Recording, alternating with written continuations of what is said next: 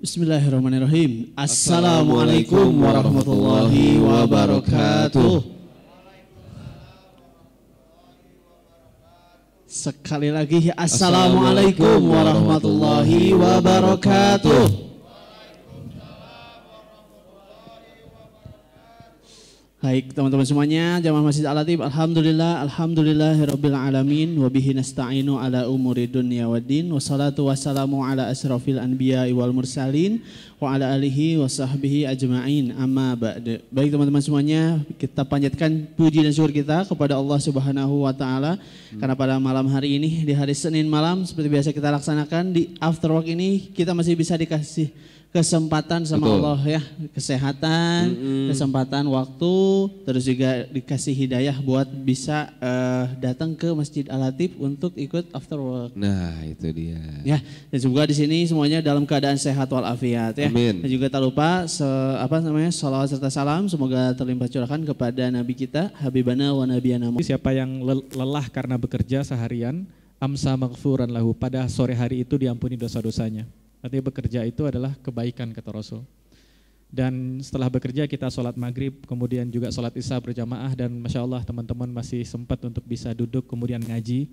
Itu saya berharap itu merupakan salah satu kebaikan yang Allah nampakkan di awal untuk kita bersama. Jadi kalau Rasul juga mengatakan kalau Allah ingin seseorang itu baik, Allah karyawankan dia, ista'amalahu kata Rasul. Sahabat nanya, ya Rasulullah apa artinya Allah karyawankan dia? Kata Rasul, Allah bikin dia sibuk dari kebaikan kepada kebaikan berikutnya. Dan itu mahal teman-teman. Saya belum bahas pahalanya ya. Kita sibuk dalam kebaikan saja sudah mahal. Kenapa? Karena di sisi lain kalau kita nggak sibuk dalam kebaikan, kita akan sibuk dalam keburukan. Dan itu sangat melelahkan. Sibuk dalam perlombaan keburukan itu sangat melelahkan dan sangat menyiksa. Sangat menyiksa itu. Atau jangankan keburukan ya, dalam perlombaan hal yang tidak ada gunanya saja, yang sia-sia aja. Saing-saingan handphone siapa yang kameranya lebih banyak gitu kan, motor siapa yang knalpotnya lebih besar gitu. Itu tuh melelahkan itu. Melelahkan. Kalian kalau sudah masuk terjebak di track balapan itu sangat melelahkan sekali. Maka sebelum kita bahas pahala kebaikan ya, bisa sibuk dalam kebaikan saja itu sudah berkah dari Allah itu. Sebelum kita bahas pahalanya, tapi ternyata Allah Maha Rahman, Allah berikan pahala juga, dan sebelum pahala Rasul katakan Allah ampuni dosa-dosanya. Bahkan ada hadis lain Rasul mengatakan, inna minadz-dzunubi ladzunuban la tukaffiruhu sholatu walas siyamu walal hajju walal umrah. Di antara dosa-dosa itu ada dosa-dosa yang tidak bisa diampuni baik oleh salat ataupun puasa atau umrah. Jadi ada kan kita tahu ya, kalau Rasul bilang kalau perbuatan buruk langsung iringi dengan perbuatan baik. Karena kebaikan itu akan menghapus keburukan sebelumnya. Tapi Rasul juga yang mengatakan, tapi ada keburukan, dosa-dosa yang dia tidak terhapuskan baik oleh salat sekalipun, ataupun puasa ataupun umroh. Sahabat bertanya, ya Rasulullah, lantas perbuatan apa yang bisa menghapus dosa itu? Rasul mengatakan, al-humumu fi talabil ma'isyah, bersungguh-sungguh cari ma'isyah. Cari ma'isyah itu cari penghidupan, cari uang, cari cuan kalau kita hari ini. Jadi Islam memperlihatkan kepada kita bahwa bekerja itu sebagai satu amal kebaikan. Dan kalau kita ngaji sekarang after work, saya pikir anak-anak muda muslim harus benar-benar serius ngaji ini. Karena kalau kita nggak serius ngaji ini dampaknya banyak, dan dunia dan akhirat dampaknya. Kalau kita nggak bisa melihat pekerjaan itu dari perspektif Islam seperti apa, maka kemungkinan kita akan gagal baik di dunia ataupun di akhirat. Tapi kalau kita bisa melihat bagaimana Islam melihat bekerja kita, atau kan kita hari ini bekerja atau cari uang itu, kalau kita bisa melihat sesuai dengan perspektif yang diinginkan Quran, saya yakin akan terjadi lompatan besar di anak muda muslimin itu. Akan terjadi lompatan besar di anak muda muslimin kalau dia melihat pekerjaan dengan sudut pandang yang benar. Saya diskusi dengan cukup banyak lah anak-anak muda itu. Dan gak cuma anak muda saja, yang umurnya di atas saya, umur udah kepala 40-an gitu. Dan di antara mereka ada yang mengatakan bahwa dia sendiri atau di antara mereka mengatakan bahwa timnya gitu ketika ngaji terus kualitas kerjanya nurun. Nah itu masalah itu. Itu masalah. Kenapa demikian? Karena di satu sisi ketika kita ngaji, kita mulai berpikir bahwa pekerjaan itu duniawi atau ukhrawi. Duniawi kan, biasa seperti itu. Maka kalau kita ngaji, sisi ukhrawi kita naik, sisi duniawi turun. Biasa seperti itu tuh. Maka orang si ukhrawinya dunia turun, maka etos kerjanya menurun. Dan kalau memang muslimin memang seperti itu, maka nggak ada ceritanya muslimin menemukan algoritma tuh. Kan algoritma itu ditemukan ketika Muslim jaya. Ada banyak kali penemuan, apa kita sebut sekarang kamera, algoritma, ilmu bedah, robotik, kemudian pesawat terbang. Ada banyak kali muslimin menemukan itu abad 9 Masehi, teman-teman, tahun 1000-an, tahun 900-an. 900 dan tahun 1000. Tahun 900 atau tahun 1000 Masehi itu Eropa belum apa-apa itu. Eropa masih makan dan buang air di tempat yang sama.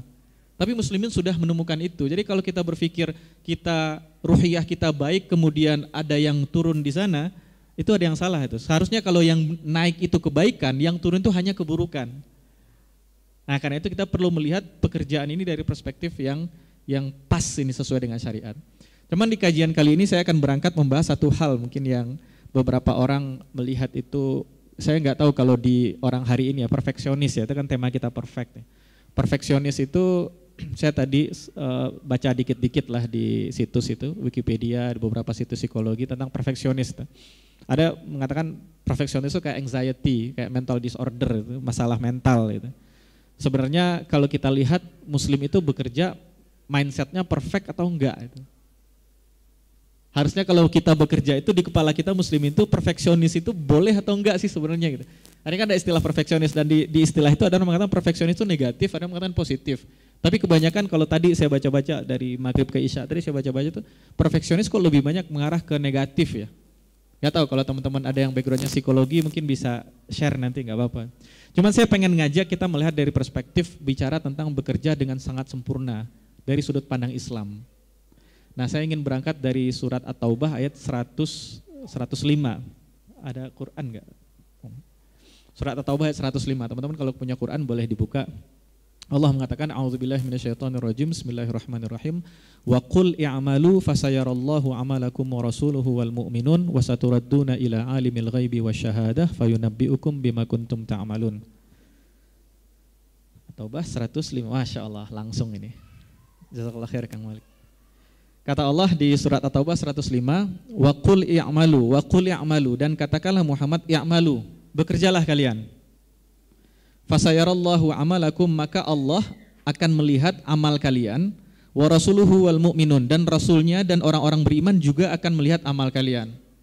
Wasaturadduna ila alimil ghaibi wasyahadah, dan kalian semua akan dikembalikan kepada Allah yang alimil ghaibi wasyahadah, yang maha tahu dengan yang gaib, dengan yang tidak terlihat, wasyahadah, dan yang terlihat. Fayunabbi'ukum bima kuntum ta'malun, maka kelak Allah akan memberitahukan kepada kita semua dengan apapun yang sudah pernah kita lakukan. Nah, sekarang kita lihat ayat ini, ayat 105 di surat At-Taubah, teman-teman. Allah katakan waqul, katakanlah. Siapa yang disuruh mengatakan? Nabi Muhammad. Jadi Allah bilang ke Nabi Muhammad supaya Nabi Muhammad ngomong ke kita-kita, ke umat Islam. Katakanlah Muhammad kepada umatmu, i'malu, bekerjalah kalian. Saya tulis dikit ya. At-Taubah 105 ya. Kelihatan nggak teman-teman yang di akhwat, kelihatan nggak ini? Kelihatan ya? Kalau nggak saya ganti sama yang ini nih. Kelihatan ya? Alhamdulillah. Nah, Allah bilang wa qul i'malu. Qul i'malu. I'malu ini teman-teman dari kata amal. Allah nggak sebut amalnya apa di situ. Nah, ini penting kita bahas pada malam ini kata amal ini sendiri, karena kalau orang bicara ngajinya di masjid disebut kata amal, amal itu kan ada amal soleh, ada amal baik, ada amal buruk. Sebelah kata amal nih, kalau disebutkan kata amal, pasti top of mind kita pertama kali adalah amal-amal yang kita lakukan di masjid. Biasa kan begitu kan, kalau amal itu adalah sholat. Saya sudah pernah coba di sini tuh, dan saya pernah coba dimanapun. Sebutkan amal yang paling lama kita lakukan atau paling sering kita lakukan. Itu saya mulai coba dari tingkat SD, saya guru ngajar SD. Mulai anak-anak SD kelas 6 tuh saya tanya, sampai saya juga sempat ngajar mahasiswa, ngajar kuliah, anak-anak fresh graduate lah, udah lulus, sudah sarjana berarti. Saya tanya, sampai saya pernah ngajar di beberapa perusahaan, saya tanya karyawan, saya pernah ngajar di beberapa masjid yang jamaahnya udah belasan tahun ngaji. Jawabannya sama, sebutkan amal kebaikan yang paling sering kita lakukan. Nomor satu apa Bapak Ibu semuanya? Rata-rata jawabnya ini nih, sholat. Yang paling sering kita lakukan, sholat nggak paling sering kita lakukan. Sholat itu kan sebentar kita melakukannya ya. Saya sempat bahas kalau nggak salah Tahun lalu kalau nggak salah. Sholat itu kalau sekali kita sholat berapa menit sih? 5 menit, 10 menit, 10 menit lah. Iya kan? Kecuali beberapa antum profesional tuh, ahli. 3 menit selesai sholat. Saya sudah pro max. Nah, taruhlah 10 menit lah. Saya husnuzon ke antum, sholatnya 10 menit. Nah, dikali 5 ada. Berapa 50 menit ya? 50 menit, taruhlah kita tambah sholat sunat lah. Sholat sunnah 2 rakaat kali 10 menit lah, tambah 10 menit lagi. 60 menit dalam sehari. 1 jam dari 24 jam. Itu enggak paling banyak tuh sholat kita lakukan. Nah hari ini teman-teman, masalah kita hari ini, ketika muslimin ngaji, kita membatasi kata i'malu hanya pada hal-hal yang berkaitan dengan masjid. Karena itu kalau sudah berkaitan dengan masjid, keluar masjid sudah enggak ada amal soleh. Dan itulah artinya muslim jadi berantakan. Islam itu bukan agama yang hanya dipakai di dalam masjid. Islam itu adalah agama yang kita pakai di dalam masjid dan dipakai dimanapun kita berada itu. Ittaqullaha haitsuma kunta, kata Rasul. Bertakwalah kalian kepada Allah dimanapun kalian berada.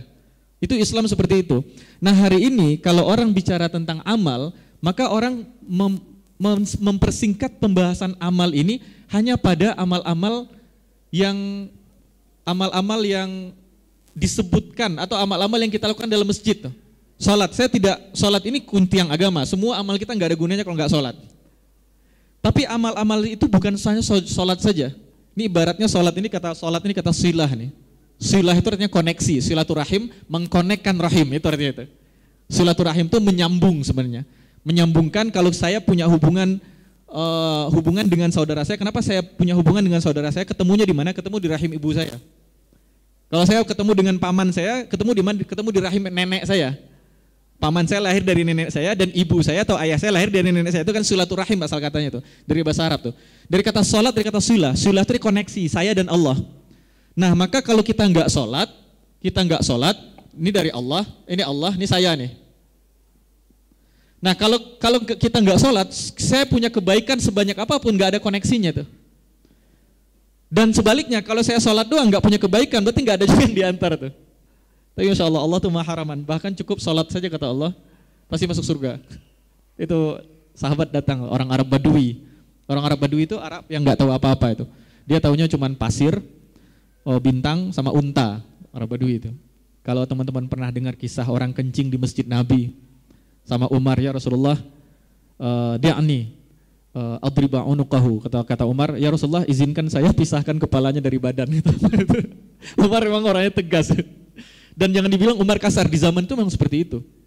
Zaman itu human right itu belum pembahasan. Zaman hari ini dong orang ngomong human right, padahal orang yang sama itu bunuhin orang juga tuh. Human trafficking terjadi juga hari ini. Jadi kita ngomong human right itu main lip service hari ini.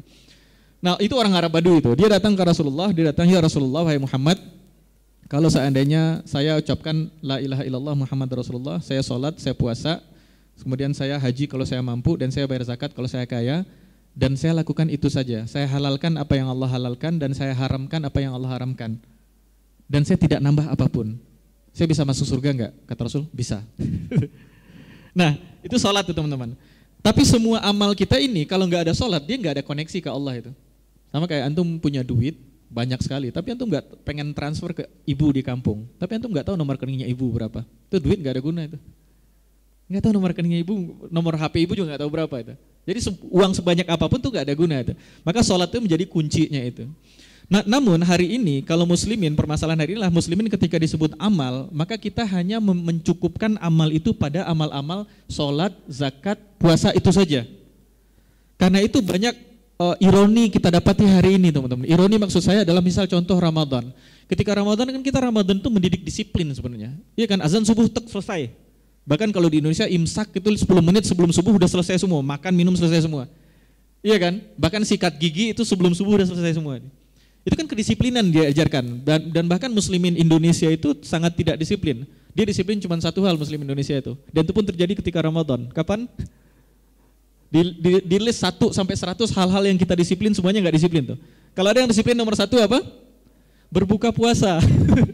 Iya kan, kita sangat disiplin, kita boleh telat di yang lain, telat sholat, telat ini, tapi berbuka puasa saya nggak telat itu, bahkan sikut-sikutan ngambil takjil. Nah, Ramadan itu mengajarkan kedisiplinan, Tapi di waktu yang sama, selesai Ramadan, itu sampah tuh banyak sekali tuh. Idul Fitri itu. Coba lihat, di masjid itu sampah paling banyak kapan? Idul Fitri, sholat Id. Sampah koran habis sholat tuh kemana-mana itu. Dan ternyata sampah makanan di Indonesia datanya paling banyak juga ketika Ramadan. Itu bukti bahwa ketika kita bicara amal, ketika kita bicara Islam, kita bicara Islam di suatu tempat tertentu, nggak dipakai yang lain. Ini yang disebut dengan sekularisasi itu. Dan kita nggak sadar kita tersekularkan gitu.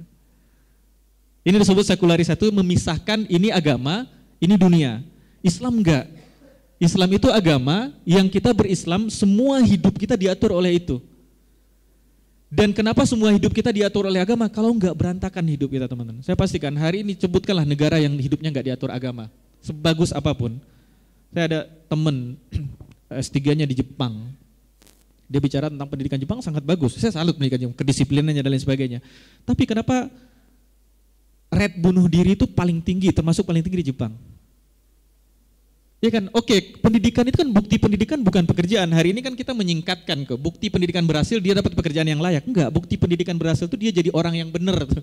Itu bukti pendidikan yang benar, bukan kerjaan yang layak. Soalnya kalau dia orang enggak benar dapat kerjaan yang layak, negara yang rusak. Iya kan? Bukti pendidikan itu dia jadi orang yang benar. Kenapa kalau memang pendidikan bagus, kenapa angka bunuh diri tinggi? Akhirnya dia bilang, nah itulah masalahnya Yan. Dia sendiri yang cerita itu.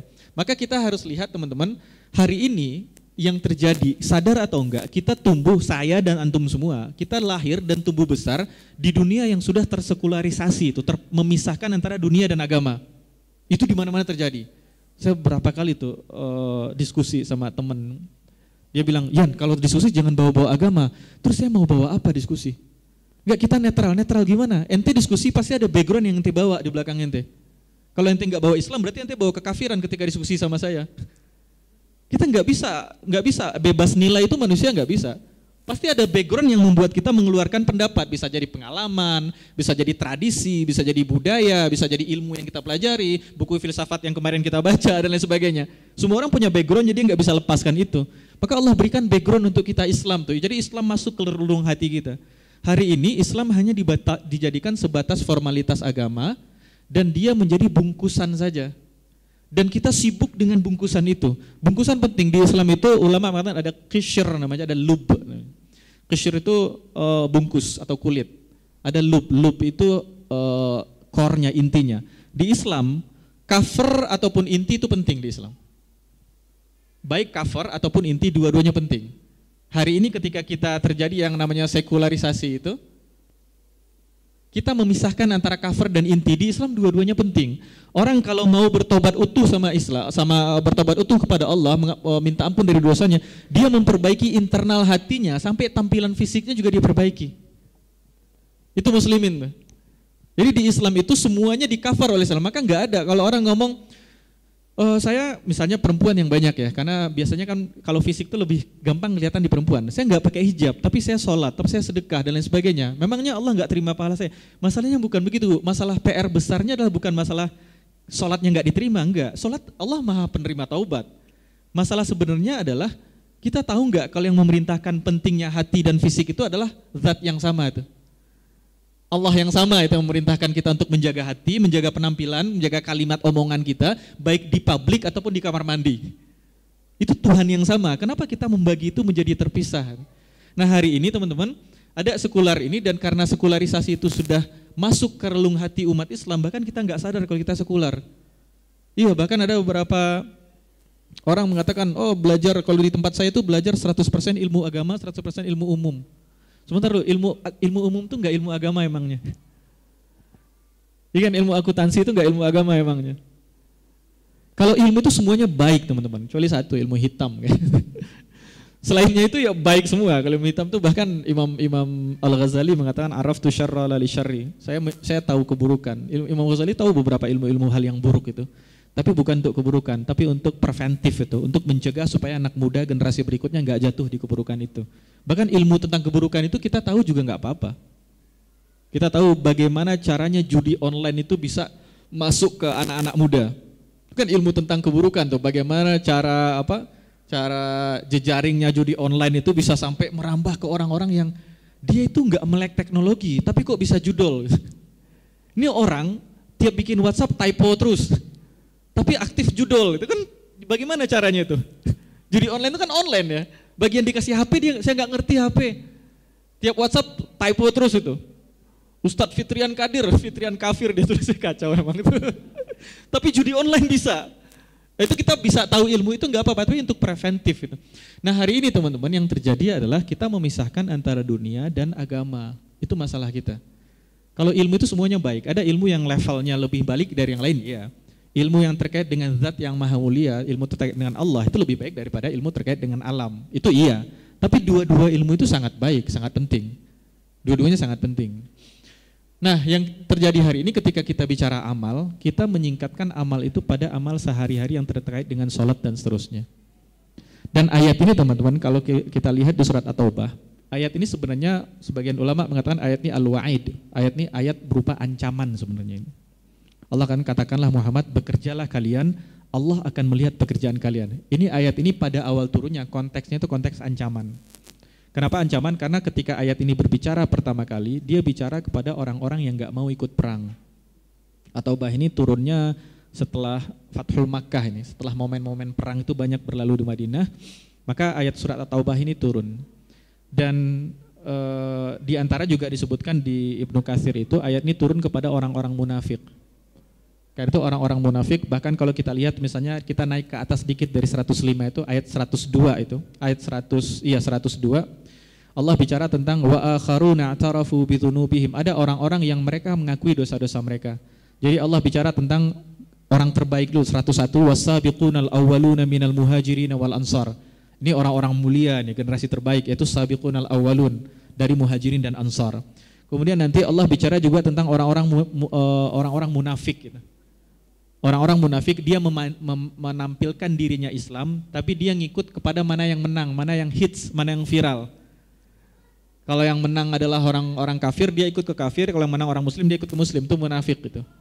Kemudian Allah bicara di antara mereka juga ada orang-orang yang wa akharuna i'tarafu bidzunubihim. Dia bikin dosa, tapi dia mengakui dia bikin dosa. Ada dua masalah kita hari ini. Ada satu orang bikin dosa, dan orang bikin dosa itu ada dua modelnya. Satu orang bikin dosa. Yang kedua dulu ya. Yang kedua itu dia tahu kalau dia bikin dosa. Maling misalnya, orang-orang maling ayam, dia nggak mau anak jadi maling tuh, iya kan?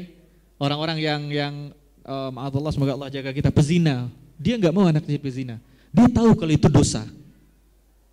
Ada orang yang kelompok satu dia bikin dosa dan dia menutupi dosanya itu, dan macam-macam caranya. Kalau dia belajar Islam dikit dia cariin dalil untuk nutupin dosanya.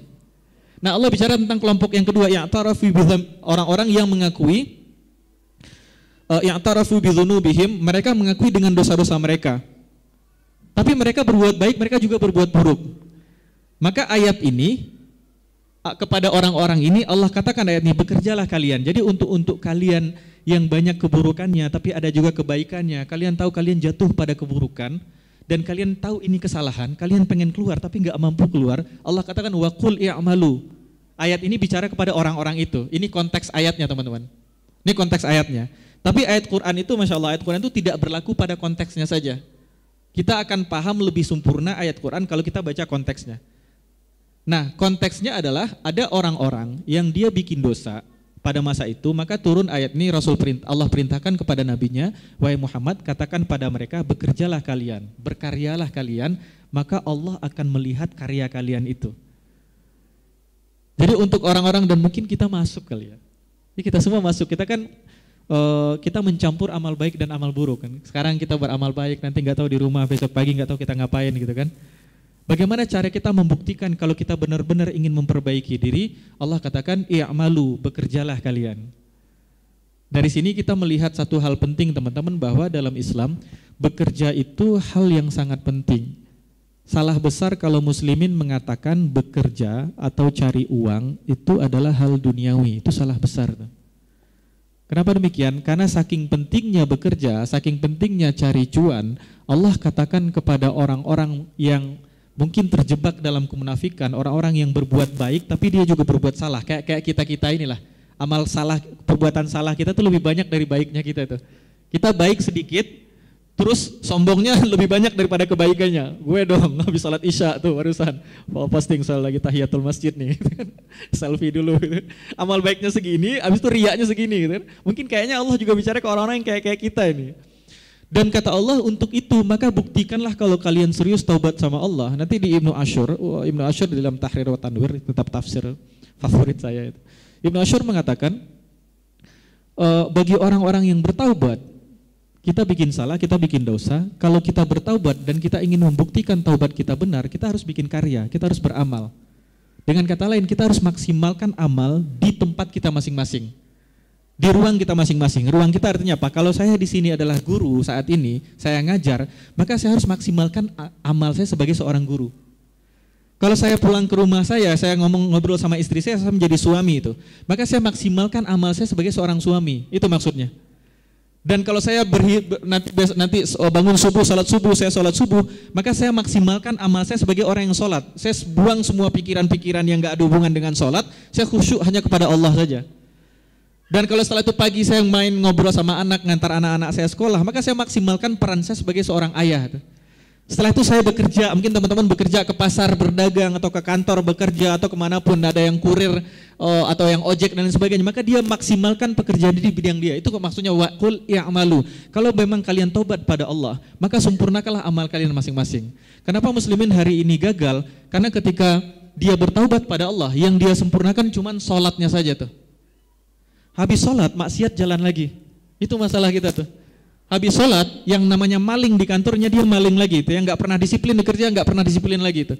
Quran mengatakan kalau taubat kita mau diterima, maka yang perlu diperbaiki semua amal kita ini nih. Nah hari ini masalah kita muslimin adalah ketika kita misahkan antara Islam, pembahasan Islam itu masjid, qiyamul lail, i'tikaf, kajian, kemudian masuk ke rumah, mungkin antara maghrib sampai isya itu Islam tuh. Di luar itu nggak Islam, bukan begitu cara beragama itu. Agama itu bukan formalitas yang kita pakai kayak helm. Helm kan kita pakai, ada polisi pakai helm kan. Helm itu kan untuk melindungi kepala itu. Ada polisi di kampung saya cerita itu. Kadang-kadang masyarakat ini suruh pakai helm. Saya tangkap satu orang anak muda itu malam-malam. Tangkap, kan dia pikir malam-malam nggak ada razia, tangkap sama polisi itu. Kenapa kamu nggak pakai helm? Udah malam Pak. Kata polisinya, kamu pikir malam aspal jadi lunak apa, jadi lembek apa aspal malam? Aspal malam tetap keras, jadi kalau jatuh tetap aja kepalanya pecah. Kita berpikir Islam tuh kayak gitu teman-teman. Yang kita pakai untuk waktu tertentu, enggak untuk waktu yang lain. Enggak, Islam itu kita pakai untuk seluruh hidup tuh. Dan itulah kenapa hari ini muslimin itu ya bedanya sama yang lain enggak ada. Karena Islam hanya dijadikan formalitas. Orang berangkat ke gereja, kita berangkat sholat Jumat, selesai. Ya, Islam itu agama yang semua gaya hidup kita, cara berpikir kita harus dipakai dengan settingan Islam, dengan level kemampuan kita masing-masing. Allah nggak maksa kita untuk selevel orang-orang sahabat Nabi, enggak. Dengan kemampuan kita, ada yang baru belajar ngaji tadi pagi, tadi sore baru belajar baca alif bata, ya dengan kemampuan dia. Allah Maha Rahman, Allah Maha Penyayang. Tapi kita jadikan Islam itu semua aspek dalam hidup kita itu dipandu oleh Islam. Mau bekerja kita, dan nggak ada agama, coba cari ya. Agama apapun di dunia ini atau ideologi apapun di dunia ini yang mengatur mulai dari ahkam sultaniyah, hukum tata negara, sampai kaki mana yang mau dimasukkan ke dalam WC lebih dulu. Sebutkan pendidikan mana yang punya aturan kayak gitu. Ada kitab ahkam sultaniyah tuh banyak ulama fikih yang ngarang, hukum tata negara, sampai makan pakai tangan kanan atau kiri itu agama mana yang ngatur sampai sedetail itu. Itu bukti bahwa Islam tidak bicara hanya pada hal tertentu saja. Islam mengatur semuanya, termasuk bagaimana kita kerja. Kalau kita bekerja dengan cara yang pas, dengan sudut pandang yang benar, itu muslimin akan memberikan kualitas kerja yang luar biasa. Maka Allah katakan wa qul i'malu fasayarallahu amalakum. Maka berikutnya Allah katakan Allah akan melihat amal kalian. Nah, ini penting nih, minta tolong dihapus. Ada yang ini tangannya kuat, silakan monggo dihapus. Nah, kita bagi-bagi jatah kerjaan ya. Fasayarallahu amalakum artinya Allah katakan kepada Muhammad, Nabi Muhammad suruh ngomong ke kita, suruhlah bekerjalah kalian, maka Allah akan melihat pekerjaan kalian. Gitu. Bekerjalah kalian, Allah akan melihat pekerjaan kalian. Sekarang teman-teman gini, zaman kita sekolah dulu ya. Dulu saya sekolah dulu ada kelas ngaji itu, kelas tajwid. Biasanya saya baca baca Quran itu paling awal, setoran itu paling awal. Setelah setoran saya santai duduk-duduk saja. Baru teman-teman saya setoran sampai jam pulang. Dan ketika ustadz atau guru saya itu di belakang, guru tuh suka jalan tuh. Ketika yang lain setoran, guru yang nggak nerima setoran tuh jalan ngelilingin meja itu tuh. Nah kayak yang udah setoran kan bingung, ada yang murajaah lagi, ada yang gambar-gambar. Nah setiap guru itu saya baru belajar kaligrafi itu. Setiap guru itu saya tahu, guru tuh muterin dan pas di belakang saya bikin kaligrafi yang paling bagus di buku saya itu. Kenapa saya bikin yang terbaik? Karena saya tahu guru saya melihat. Kita kan gitu ya. Ada orang di kantornya dia main soliter tuh, main galaga misalnya di laptopnya atau di komputer di kantornya. Terus kepala bidangnya datang atau supervisornya datang di belakang itu. Langsung dia alternate tab. Langsung pindah ke Excel, langsung buka yang Excel yang paling rumit. Kenapa dia lakukan itu? Karena lihat bosnya lihat di belakang. Kalau kita tahu bos kita melihat di belakang, yang kita lakukan apa? Kita berikan yang tersempurna dari pekerjaan kita. Walaupun antum dari jam 8 sampai jam setengah 3 sore nggak ngapa-ngapain, tiba-tiba setengah sore bos di belakang itu. Antum langsung buka Excel yang paling rumit rumusannya. Dibuka, dijembrengin semua tab itu tuh sampai 15 tab. Terus bos datang di belakang pura-pura baca gitu. Kenapa kita lakukan itu? Karena kita tahu bos melihat di belakang. Itu sifat manusia begitu. Naluri manusia semua kita melakukan itu. Saya melakukan itu, saya yakin kalian juga melakukan itu. Jangan sok suci. Kita semua melakukan itu. Dan Allah tahu itu. Karena itu ayat ini berbunyi jelas nih. Maka Allah akan melihat amal kalian. Karena itu keinginan kita untuk diperhatikan itu nggak bisa dihapus. Nggak bisa di Selasa ini Selasa besoknya lagi. Ini kan hari Senin ya, besok lusa itu saya ngisi kajian juga di sini tuh. Temanya tentang sifat manusia. Sifat manusia itu butuh pengakuan. Dan Quran mengatakan manusia butuh pengakuan. Kata insan itu, dari mana insan? Itu ada makna haus akan pengakuan di dalam. Nah manusia itu sifatnya memang haus pengakuan. Dan Allah tahu, dan Allah yang menciptakan kita ya Allah yang paling tahu. Karena itu Allah katakan kepada Nabi Muhammad, katakanlah suruh mereka beramal dan Allah yang melihat langsung. Ini bosnya bos, rajanya raja yang langsung melihat. Artinya kalau kita tahu bosnya bos, rajanya raja yang melihat kita akan berikan beyond perfection itu. Kalau bisa di atas perfect, saya akan berikan di atas perfect itu tuh. Kalau bisa di atas sempurna yang saya berikan akan itu tuh. Jadi muslimin itu kalau bekerja, memang mindsetnya perfect. Muslimin itu kalau bekerja, cara berpikirnya itu memang harus sempurna. Hari ini kan kita sebut perfeksionis itu sebagai penyakit itu. Saya nggak tahu ini mungkin di kajian psikologi ada alasannya sendiri ya. Cuman mindset muslimin ketika bekerja, dia harus menghasilkan yang sempurna. Kenapa dia menghasilkan yang sempurna? Karena pekerjaannya itu dilihat. Nah ini bedanya muslimin dengan yang lain. Pekerjaannya itu tidak dilihat oleh manusia, tapi pekerjaannya dilihat oleh Allah langsung. Karena itu dia memberikan yang sempurna. Jadi kalau kita bekerja karena ingin dilihat orang itu salah, tuh cari muka itu salah. Kalau di kantor-kantor kita kan paling benci sama karyawan yang suka cari muka sama bos kan. Itu dimusuhi sama satu divisi itu. Wah ini orang cari muka sama bos ini kan. Di belakang bos jelek-jelekin bos. Pas bos bagian datang, oh Masya Allah bagus sekali bajunya bos. Itu satu divisi benci dia itu. Dan memang gak baik, orang kayak gitu tuh gak baik tuh. Tapi sifat manusia itu memang cari muka. Sifat manusia. Maka Allah Islam mengarahkan itu. Supaya mencari muka dengan cara yang benar. Kan itu kita nyarinya gak ke manusia, nyarinya ke Allah. Dalam bahasa Quran itu, dalam bahasa syariat itu ibtigha'a wajhillah, mencari wajah Allah. Itu cari muka Allah tuh. Kalau memang manusia sifatnya cari muka, sifat kita pasti cari muka. Dari dulu anak saya kecil-kecil, itu dia kadang-kadang bertengkar hanya untuk cari perhatian bapak atau ibunya. Dan gak ada yang ngajarin dia. Siapa yang ngajarin anak dia belum nonton, masih umur 3 tahun, dia belum tahu yang dia tonton apa. Bahkan nature-nya kita tuh mencari muka. Maka Islam menuntun kita supaya kita nggak sibuk cari muka ke manusia. Allah tuh ajarkan kita cari mukanya ke Allah aja. Dan Allah katakan fasayarallahu amalakum. Kalau Allah melihat amal kalian, maka berikanlah hal yang sempurna dalam pekerjaan. Itu muslimin tuh. Nah, dengan konsep ini teman-teman, banyak hal yang terjawab dalam pekerjaan. Saya beberapa waktu lalu ngajar tuh, 2 bulan lalu di salah satu kantor BUMN. MT, manajemen training. Saya nggak tahu kenapa saya diajak. Saya tanya ke manajemennya, kenapa? Ini training apa kajian bu? Training Ustaz. Wah, kalau training jangan saya. Training itu coach lah atau trainer lah. saya itu ustadz, saya itu guru ngaji, saya bilang. Saya guru agama, saya ngajar tuh di masjid. Kalau training cari yang lain aja, trainer cari sesuai dengan namanya. Enggak ustadz. Oke, cerita beberapa masa keadaan itu. Ada beberapa keadaan di kantor-kantor hari ini yang obatnya pasti Islam, pasti agama. Di antaranya kejujuran. Kejujuran itu enggak ada obat lain kecuali keimanan. Mau taruh CCTV sebanyak mungkin, enggak. Maling itu selalu lebih ahli daripada polisi. Maling itu selalu selangkah lebih maju daripada polisi itu. Selalu seperti itu di mana-mana itu. Jadi mau kita caranya perbaiki keimanan karyawan itu. Nah, ada salah satu karyawan itu yang tanya itu, Ustaz, bagaimana kalau mindset kita sebagai muslim begini? Saya hanya ingin bekerja sesuai dengan berapa jumlah saya digaji.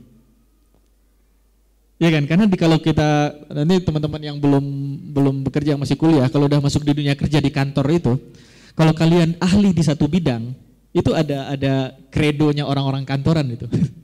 Kalau kalian ahli di satu bidang, jangan terlalu kelihatan ahli di bidang itu. Kenapa? Nanti dimanfaatkan. Kalau kalian mampu menyelesaikan satu masalah dengan cepat, jangan selesaikan dengan cepat. Kenapa? Karena nanti ditambah satu masalah lagi disuruh selesaikan sama bos. Maka ada yang nanya, maka ada mindset beberapa, ada yang ketawa nih, saya tahu. Mindset itu, saya hanya akan bekerja sesuai dengan berapa banyak saya digaji. Betul nggak ini? Saya nggak bahas itu masuk ke ranah fikih, kalau masuk ranah fikih. Saya ingin bahas tentang ini, tentang kalau kita beramal, muslimin itu dituntut untuk bekerja apapun yang dia kerjakan, selagi itu tidak Allah murkai ya. Selagi itu tidak Allah murkai, tidak Allah murkai. Dulu kita sempat bahas ibadah, teman-teman. Ibadah itu maknanya adalah apapun yang Allah ridhoi dan Allah cintai, itu disebut ibadah. Dengan kata ini, kalau itu tidak Allah murkai, kalau itu tidak Allah benci, maka itu bisa menjadi ibadah. Apapun yang Allah ridhoi dan Allah cinta, atau dengan mafhum mukhalafah kalau dalam ilmu Quran itu, atau dengan maksud lainnya adalah apapun yang Allah tidak benci dan tidak murkai, dia bisa menjadi ibadah. Tidur itu pun bisa jadi ibadah. Tidur kan nggak ngapa-ngapain tuh. Selagi itu tidak Allah benci dan tidak Allah murkai, dia bisa jadi ibadah itu. Bahkan dalam hadis Nabi, riwayat Imam Muslim, Nabi mengatakan bahkan berhubungan badan suami istri itu bisa jadi ibadah. Rasul mengatakan wa fi butni ahadikum shadaqah, dan dalam bagian daging kalian, kalimat Nabi sangat halus sebenarnya itu, artinya berhubungan badan suami istri itu pun sedekah. Sahabat nanya, ya Rasulullah, gimana kalau dia lakukan itu karena nafsu ya Rasul, bukan karena Islam, bukan karena agama. Kata Rasul, sekalipun karena nafsu, kalau itu di tempat yang halal itu jadi ibadah buat dia. Nah, maka teman-teman, apapun pekerjaan yang kita lakukan, maka ikhtiarkanlah bekerja untuk sesempurna mungkin. Berikanlah yang terbaik yang bisa kalian lakukan dari sempurna mungkin. Tapi gaji saya segitu-segitu saja Ustaz. Ini kan masalah berikutnya kan. Saya 7 tahun kerja di Pemda Jakarta. Akhirnya saya resign karena saya merasa panggilan jiwa saya sebagai seorang guru. Akhirnya saya resign, sekarang saya ngajar. Saya ngajar sekolah dasar sekarang. Nah, bekerja ini biasa terjadi di kantor-kantor negara, antum ada yang PNS atau yang kerja di BUMN, terjadi itu. Kita bekerja di level segini, ini 1, ini 100, oke? Enggak ada yang 100 lah. Kita bekerja di level 95, oke? Dan teman kita bekerja di level 65, setiap hari gaji kita sama, iya kan? Itu masih biasa, ada yang lebih menyakitkan. Menyakitkan nih. Kalau kalian kerja di kantor-kantor pemerintahan negara, kalian bekerja di level 95 dan bos kalian datang ngopi, hai, kemudian gitu kan, kerja di level 57. Gaji bos kalian lebih tinggi dari kalian. Ya kan? Akhirnya anak-anak muda itu yang idealis dari kampus, idealis cerdas masuk kerja, bertahan cuma 2 tahun. Tahun ketiga hancur juga dia. Gak bisa bang, kenapa gak bisa? Wong itu nyantai-nyantai itu bapak-bapak ibu-ibu, gibah aja kerjanya, gaji di atas saya. Ini beberapa kejadian, gak semuanya juga. Beberapa kejadian seperti itu. Maka yang kita lakukan harusnya apa teman-teman? Yang kita lakukan adalah kita melihat amal itu bukan bagian transaksi kita dengan perusahaan, itu pertama sekali itu. Pekerjaan kita itu bukan saja transaksi antara saya dengan perusahaan saya bekerja. Pekerjaan itu pertama kali adalah dia urusan saya langsung sama Allah. Kenapa? Allah yang mengatakan di surah, fasayarallahu amalakum. Allah akan lihat amal kalian. Apapun yang kita lakukan dalam hidup, bukan sholat saja, bukan baca Quran saja, tapi amal kita di pekerjaan, bahkan kalau kalian sekalipun, mohon maaf, ada yang kerjanya OB misalnya, OB kan sering dianggap sebelah mata atau petugas kebersihan, itu yang lihat dia langsung tuh Allah tuh. Kalau dia bagus kualitasnya dalam nyuci piring, nyuci gelas, nyapu kantor dan lain sebagainya, Allah bisa ngangkat derajat dia jauh lebih mulia daripada karyawan tetap yang gajinya bisa 2 digit. Kenapa? Karena transaksi kita dalam beramal, hidup kita ini kan akhirnya transaksi kita pertanggungjawabannya ke Allah. Pertanggung jawab ke kantor itu artifisial tuh. LPG kita itu bisa dimanipulasi. Semua LPG bisa dimanipulasi. Yang enggak bisa manipulasi itu hubungan kita sama Allah. Maka kalau kita bekerja, bekerjalah sesempurna mungkin. Kenapa? Karena yang ngasih gaji pertama kali itu bukan kantor tapi Allah. Dia ngasih gaji pertama kali itu. Kalau kalian karyawan di toko seseorang, berjalan sempurna itu. Karena yang ngasih gaji itu Allah. Ini banyak yang muslimin lupa bahwa setiap kerja di tempat dia bekerja, dia pertanggungjawabannya bukan ke kepala divisi saja, bukan ke supervisornya saja. Dia akan mempertanggungjawabkan itu kepada Allah. Itu yang menjadi salah satu kunci membuat muslimin dulu kalau bikin karya nggak tanggung-tanggung. Pak. Siapa yang mikirkan abad ke-10 Masehi orang bisa bikin pesawat terbang, bukan konsep ya. Abbas Ibnu Firnas itu the first flying man on earth itu. Manusia pertama yang terbang tuh. Dia terbang di salah satu bukit di Spanyol di Andalusia sana. Dia terbang pertama kali itu, sejarah mencatat tuh dia terbang, dia meneliti bagaimana caranya terbang, dia berhasil terbang. Tapi dia lupa membuat riset bagaimana caranya landing. Akhirnya jatuh 7 bulan dia di rumah sakit, 7 bulan bed rest itu. Dia lupa bagaimana, kan kita terlalu fokus dengan bagaimana cara dia bisa terbang tapi lupa caranya landing itu. Akhirnya jatuh tuh 7 bulan berobat, akhirnya 7 bulan rumah sakit, tapi bikin karya lagi dia sempurnakan itu. Tahun 900-an lah. 900-an Masehi itu, 900 berapa saya lupa itu.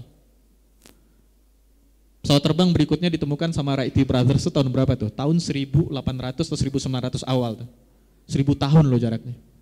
Apa di kepala muslim yang harus kita pikirkan? Di kepala muslimin zaman kejayaan itu apa sih? Bagaimana cara kepalanya muter tuh? Apa alat mesin puter di kepalanya itu yang harus kita pikirkan supaya muslimin punya mentalitas yang sama. Kita nggak cukup mengatakan, oh dulu kamera penemunya muslim, oh dulu kopi penemunya, kita nongkrong minum kopi penemunya muslim. Oke, terus apa? Habis itu mau ngapain? Harusnya kita kaji adalah, kok bisa muslimin menemukan itu? Tahun 1000 loh, 1000 Masehi, tahun 900-an Masehi, tahun 1000 Masehi, mereka menemukan aljabar tuh. Algoritma, nggak ada algoritma tuh nggak ada, handphone kita nggak ada hari itu. Semuanya dibikin pakai struktur berpikirnya algoritma kan, sampai artificial intelligence itu kan sama aja struktur awalnya itu dasarnya algoritma itu. Nggak ada al-Khawarizmi itu. Pertanyaannya adalah apa yang ada di kepala muslimin hari itu kok dia bisa maju? Karena salah satu kuncinya adalah semua amal yang dia lakukan dia nggak bertanggungjawabkan ke siapapun. Dia nggak ada target untuk mengcopyright ini nih, untuk mempatenkan ini, nggak. Pertanggungjawabannya adalah kepada Allah. Maka dulu orang berpikir kalau saya bisa bikin kendaraan sangat cepat, saya bisa membantu banyak sekali orang untuk berangkat haji. Salah satu rukun Islam. Berapa banyak pahalanya dia itu? Maka transaksi pekerjaan kita pertama kali itu adalah antara kita dan Allah. Jadi kalau bicara sempurna, muslimin itu harus mengerjakan sesuatu dengan sangat sempurna. Tapi ada PR berikutnya teman-teman. PR berikutnya adalah itu yang dibahas psikolog hari ini mungkin ya. Ketika orang berpikiran sempurna, maka ada efek sampingnya. Orang ketika berpikiran sempurna, dia akan satu takut salah. Dia akan takut tuh. Takut salah inilah dan sebagainya, iya kan? Yang kedua, dia akan mengundur-undur, procrastination namanya itu. Dia tidak akan mengerjakan sekarang, bukan waktu yang sempurna. Jangan akhirnya sampai tua nggak jadi-jadi juga itu. Dia menunggu waktu yang sempurna. Udah penghasilan punya berapa penghasilan? 2,5 juta per bulan. Mau nikah enggak dulu, enggak nunggu nanti yang sempurna. Berapa emang sempurnanya? 2 digit baru sempurna. 50 tahun baru kepikiran mau nikah. Yang laki-laki terutama ya. Karena laki-laki itu nyari. Di Indonesia itu perempuan nunggu. Dalam Islam perempuan nyari juga boleh. Sebenarnya tradisi Indonesia itu perempuan nunggu. Laki-laki itu kalau udah punya penghasilan enggak usah tunggu lama, pelajari tentang konsep pernikahan, rumah tangga dalam Islam gimana, udah nikah. Nah, PR dari orang yang perfeksionis itu, orang yang ingin sempurna itulah biasanya dia nggak mau mulai. Karena satu takut salah, yang kedua dia pengen mengundur-undur itu.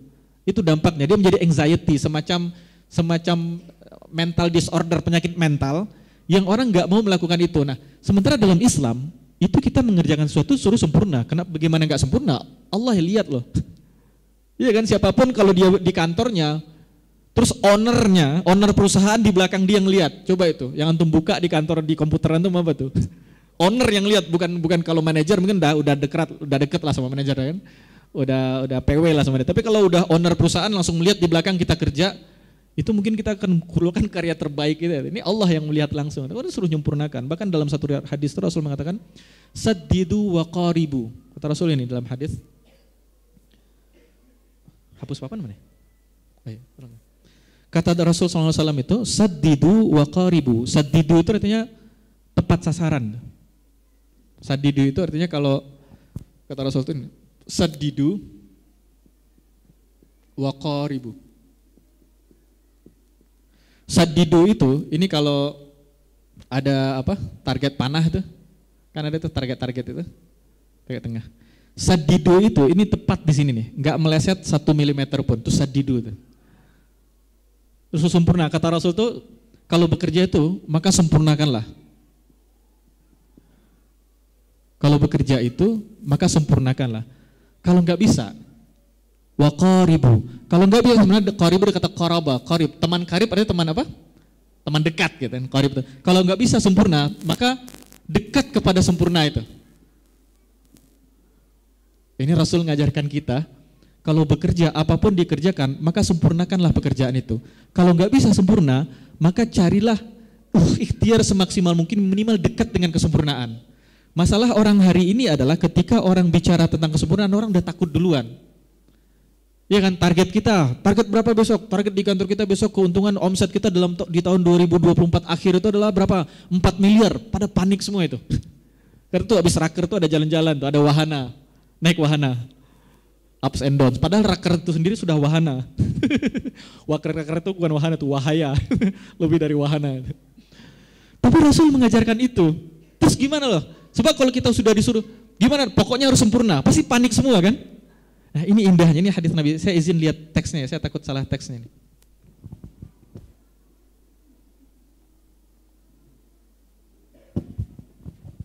Kata Rasul SAW, saddidu wa qaribu wa'lamu an lan yudkhila ahadakum amaluhu al-jannah. Kata Rasul pertama, sempurna dan dekatkanlah. Kedua kata Rasul, ini satu. Yang kedua kata Rasul, dan ketahuilah bahwa amal kalian tidak akan memasukkan kalian ke dalam jannah. Coba tuh. Unik gak hadisnya? Ini hadisnya satu konteks loh, bukan dua hadis saya kumpulkan. Ini satu konteks yang sama. Ini hadis diriwayatkan oleh Imam Muslim dari Abu Ya'la. Rasulullah SAW mengatakan, diriwayatkan oleh Imam Baihaqi. Salah sini. Diriwayatkan oleh Imam Bukhari dari ibunda kita Aisyah, an Aisyah ta ummil mu'minin anna Rasulullah sallallahu alaihi wasallam qala. Dari ibunda kita Aisyah bahwa Rasulullah SAW mengatakan, saddidu wa qaribu wa'lamu an lan yudkhila ahadakum amaluhul jannah wa anna ahabbal a'mali ila Allahi adwamuha wa in qalla. Kata Rasul, bekerjalah dengan sangat sempurna dan kalau tidak bisa mendekati sempurna, dan ketahuilah bahwa salah seorang di antara kalian tidak akan masuk ke dalam surga karena amalnya. Dan sesungguhnya amal-amal yang paling Allah cintai adalah yang adwamuha, yang continue, wa in qalla, sekalipun sedikit. Jadi ini konsep nih. Satu urulnya adalah mindset kita adalah kalau bikin target, bikin yang paling sempurna. Rasul bilang ke sahabat, kalau mau targetnya masuk surga, sekalian surga Firdausil A'la, kata Rasul. Firdausil A'la yang ngumpul di sana itu para nabi itu. Jadi kata Nabi kalau bikin target, ya Rasulullah yang penting saya nggak masuk neraka. Enggak, kata Nabi, kalau bisa masuk surga yang nongkrong di sana itu para nabi itu. Jadi sudah sempurna itu. Nah yang kedua Rasul bilang bahwa amal kalian tidak akan masukkan kalian ke dalam surga. Saya agak lama nih mikir ini nih. Ini kok satu, kita kalau beramal disuruh sempurna. Habis itu Rasul bilang amal ini nggak akan masukkan ke dalam surga. Kan kontradiktif kayaknya ya. Itu ulama menyebutkan Rasul itu punya sifat namanya jawami'ul kalim. Kalimat Rasul itu singkat tapi mengajarkan satu semester mata kuliah. Itu jawami'ul kalim, kalimat yang singkat mengajarkan banyak hal. Orang biasanya kalau dia kerja dan dia berpikiran pekerjaannya sempurna, maka dia pasti takut. Semua orang, saya, kalian semua kalau disuruh, pokoknya target harus sampai 10, nggak boleh 9,5. Bahkan nggak boleh 9,9. Kalau 9,9 kalian dipecat. Kita udah panik duluan sebelum bekerja. Iya kan? Nah kemudian ketika Rasul mengatakan itu, Rasul mengatakan kalau bekerja sadidu. Tapi Rasul nggak sekejam itu. Kata Rasul qaribu, nggak bisa 199,99 masih oke, kata Rasul. Masalahnya itu etos kerja saya itu 7,5 ya Rasul. Masalahnya itu. Saya tahu kualitasnya, mungkin Rasul ngomong ke kita semua, Rasul ngomong ke Abu Bakar, Khalid bin Walid, oke lah, sadidu wa qaribu. Tapi zaman sekarang itu saya itu jangankan 99, saya bisa 65 udah syukur tuh. Dan kita mulai stres tuh. Maka oleh Rasul dikatakan, dan kalian juga perlu tahu bahwa ketika beramal, mental kita tetap kalau masang target, pasanglah target yang paling sempurna tuh. Tapi kita perlu tahu bahwa amal kita tidak akan masukkan ke dalam surga. Artinya apa? Kalaupun kalian gagal di sini, nggak ada masalah. Kalaupun kalian gagal di sini, kalian nggak akan masuk neraka. Bahkan kalian berhasil sekalipun, amal ini tidak akan masukkan kalian ke dalam surga. Kenapa demikian? Karena orang masuk surga bukan karena amalnya. Karena apa teman-teman? Orang masuk surga karena ridho Allah, itu saja. Orang masuk surga karena ridho Allah, dan itu yang membuat kita tenang. Muslimin itu mindsetnya harus pasang target sangat tinggi. Hari ini itu menjadi konflik di psikologi. Orang kalau bikin pasang target perfect, sempurna, maka jiwanya goncang. Udah panik duluan. Terjadilah anxiety, overthinking, apalagi itu macam-macam mental disorder itu, macam-macam penyakit pikiran itu belum apa-apa udah takut duluan. Ya kan, saya ingin rumah tangga saya sangat bahagia, punya anak 2 laki-laki, 2 perempuan, sehat-sehat, cantik-cantik, hafiz Quran semuanya. Kalau berpikir itu akhirnya takut untuk menikah. Kan di segala hal terjadi itu, karena kita ingin berpikir sempurna, kita udah takut duluan. Rasul katakan, pasang target tinggi-tinggi dan bekerja keraslah untuk itu. Dan jangan cemas, sekalipun kalian tidak berhasil ke sempurna, bahkan juga tidak dekat pada sempurna, mental kita tetap harus ini. Jadi kata Rasul, mental muslimin pertama itu harus sempurna, itu mentalnya itu. Harus mengejar sesuatu sempurna. Tapi kata Rasul, ketika kita impian visi kita di sana, tapi cara kita bekerja, ketika kita nggak sampai dengan itu, nggak ada yang dicemaskan. Bahkan Allah tidak akan masukkan kita ke dalam neraka karena nggak sampai qaribu ini. Saya nggak ngomong sadidu ya. Bahkan saya nggak sampai qaribu pun Allah nggak akan masukkan saya ke neraka. Kenapa? Karena sadidu pun gak akan masukkan saya ke dalam surga. Bahkan kenapa kalau amal kita setinggi apapun itu tidak akan masukkan kita dalam surga, kata Rasul. Dan mentalitasnya luar biasa teman-teman. Hari ini ada orang-orang yang mentalnya ini sadidu, dia ingin sempurna dalam segala hal. Dan banyak orang itu memang sampai pada targetnya. Ada beberapa teman itu yang saya lihat itu teman jauh ya, memang perfeksionis, dalam pekerjaan itu sempurna. Kerjanya rapi kayak tukang pangkas tuh. Tukang pangkas itu kan bener, tukang pangkas itu kalau selesai pekerjaan selesai beneran kan? Itu tukang pangkas itu banyak santai-santai ya kan? Tukang pangkas itu nggak ninggalin, Pak sebelah dulu ya. Saya update status dulu, nanti sebelah kirinya ntar saya ini. Gak ada yang kayak gitu, bahkan saya lewat waktu itu di kampung saya kemarin, saya pulang lebaran, kampung saya lampu listrik mati setelah maghrib. Di kampung saya di Bukit Tinggi, Sumatera Barat itu. Dulu itu ada mematikan listrik bergilir tuh sama pemerintah. Akhirnya dikomplain sama masyarakat, sekarang udah nggak ada mati listrik bergilir. Tapi nyalanya yang bergilir sekarang. Jadi saya lihat itu jam-jam 7:30 tuh listrik mati, pas di tukang pangkas. Dan dia mangkas pakai lampu, pakai senter HP masih mangkasin tuh. Dia tetap harus selesai, karena nggak bisa dibiarin untuk besok kan, Pak kerja dulu aja besok. Gak bisa kan, nanti besok sore sini lagi. Gak bisa kan, tukang pangkas gitu tuh. Nah ini orang-orang, kita berpikir tetap harus menyelesaikan, ada orang-orang yang memang mentalnya kayak gitu. Tapi orang seperti itu punya 2 kemungkinan tuh. Satu, kalau dia berhasil, aduh kadang-kadang sombongnya minta ampun. Dia sombongnya minta ampun, saya bisa melakukan ini dan dia bikin story luar biasa itu. Kesuksesan saya ini semua, kalau kamu ikut, kalian pengen ikut bagaimana bisa menghasilkan 100 miliar dalam usia 25 tahun. Ini langkah-langkah yang saya lakukan. Bentar dulu bro, itu rezeki dari Allah apa ente sendiri itu. Itu kan kalimat persis yang dulu kajian kita tuh Qarun mengatakan kalimat yang sama. Innama utituhu ala ilmin indi. Saya ini dapat 500 miliar di usia 25 tahun ini karena ilmu yang saya miliki. Kalau kalian mau belajar sama saya, kursusnya 1 miliar. Kan itu terjadi dengan beberapa level. Qarun tuh levelnya lebih lagi. Itu harta bendanya Qarun, kuncinya aja yang bawa itu pakai kuda, bawa kunci, pakai pick up hari ini tuh. Kuncinya doang tuh, belum isinya. Nah, kalau dia berhasil, kadang-kadang tuh jumawa itu. Dan kalau dia gagal, itu yang terjadi di Jepang tuh, harakiri, stres, nggak mau ketemu orang. Maka mentalitas perfect yang seperti ini, kita lakukan seperfect mungkin. Kalau berhasil, gak ada yang dibanggakan. Amal kita yang berhasil itu gak akan masukkan saya ke dalam surga kok. Itulah hikmah kenapa setiap amal baik setelahnya kita disuruh istighfar. Habis sholat yang kita baca pertama setelah assalamualaikum apa? Astaghfirullahalazim. Di surat Al-Insyirah itu, fasabbih bihamdi rabbika wastaghfirhu. Di surat Al-Fatah itu di surat apa? Surat apa? An-Nasr ya, Masya Allah. Surat An-Nasr itu Allah berkata. Idza jaa nasrullahi wal fath wa ra'aitan nasa yadkhuluna fi dinillahi afwaja fasabbih. Setelah Fathul Makkah, Allah suruh Rasulnya dan umat Islam generasi pertama itu disuruh wastaghfirhu, minta ampun sama Allah. Kenapa? Karena semua kesuksesan itu, sadar atau enggak, mungkin kita merasa itu saya ngerjain. Kita tuh enggak punya daya upaya kecuali Allah. Ini bagaimana cara kita mengcombine dengan mengerjakan hal yang sempurna mungkin, dan mindset muslimin adalah la haula wala quwata illa billah. Kita enggak punya daya dan kekuatan kecuali Allah. Maka ketika kita berhasil, kita enggak perlu jumawa, kita akan keluarkan kalimatnya kalimat Sulaiman itu. Apa kata Nabi Sulaiman? Hadza min fadli rabbi, ini karunia dari Rabbku. Liyabluwani, untuk mengujiku apakah aku bersyukur atau aku kufur. Dan kalaupun gagal, enggak ada yang kita minderkan. Ya udah gagal kita coba lagi. Kalau kita gagal dan kita balik lagi ke sini nih, sadidu wa qaribu. Oh, kita mulai lagi. Muslimin mentalnya gitu. Jadi kita enggak ada mental hara kiri, enggak ada. Kita hara kanan terus. Enggak ada ke kiri gitu. Kalau gagal udah mulai lagi. Orang akan ngomong, semua orang akan ngomong, tapi Allah yang lihat kerjaan saya. Allah lihat loh setiap letih saya. Allah tahu loh saya begadang semalaman ngerjain ini. Bukan semalaman, setiap malam saya begadang selama 22 tahun berturut-turut. Dan Allah melihat itu dan gagal, udah saya mulai lagi. Itu mentalitas muslim tuh. Dan tetap mindset saya tetap ini, tetap yang sempurna saya kejar. Itu mentalitas muslim untuk mengejar sempurna. Dan terakhir Allah katakan, wa anna ahabbal a'mali ilallahi adwamuha wa in qalla. Kata Rasul, wa anna ahabbal a'mali ilallahi, ini yang kedua. Yang ketiga kata Rasul adalah, dan bahwa amal yang paling Allah cintai itu adalah amal yang kontinu